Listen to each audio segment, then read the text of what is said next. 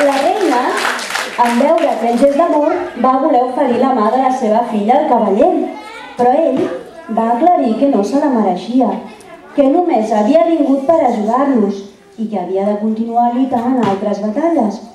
Sant Jordi es va acomiadar d'aquella gent que per fi tornava a ser feliç.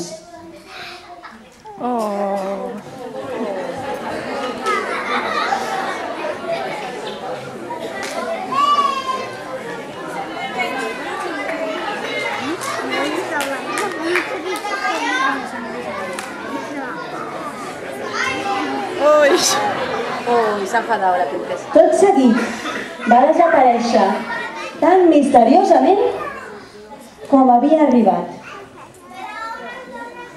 Els montblanquins van quedar tan agraïts que van fer saber aquella gesta arreu del món.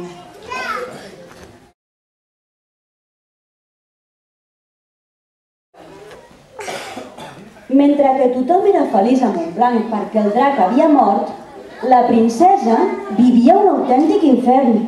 Vivia amb el cor trencat, aquell que havia robat el seu somriure i la seva felicitat. Però un dia empipada i dolguda va desistir d'esperar fins que 2 anys i un dia més tard...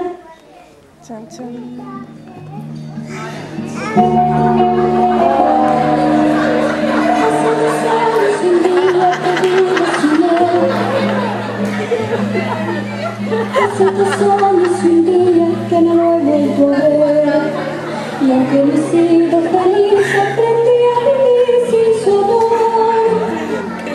Pero al ir olvidando de pronto una noche volvió. ¿Quién es? Soy yo. ¿Qué vienes a buscar?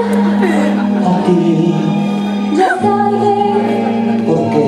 Porque ahora soy yo la que quiere estar sin ti. Olvida mi nombre, mi cara, mi casa y pega la vuelta. Jamás te pude comprender. Olvida mis ojos, mis manos, mis labios que no te desean. Estás mintiendo, ya lo sé. Olvida que es eso, que me conociste y dejas hablar. Olvídate todo que tú para eso tienes experiencia.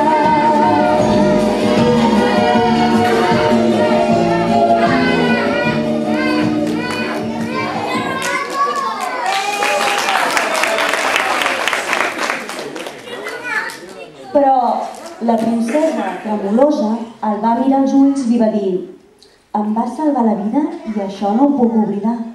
T'estimo tant que quan vas dir que havies de marxar em vas treure les ganes de viure. No saps com t'he trobat a faltar. I el cavaller contesta: he estat 2 anys voltant pel món i les meves nits eren eternes i durant el dia el cel estava ennuvolat. Princesa meva, m'has robat el cor. Vols casar-te amb mi?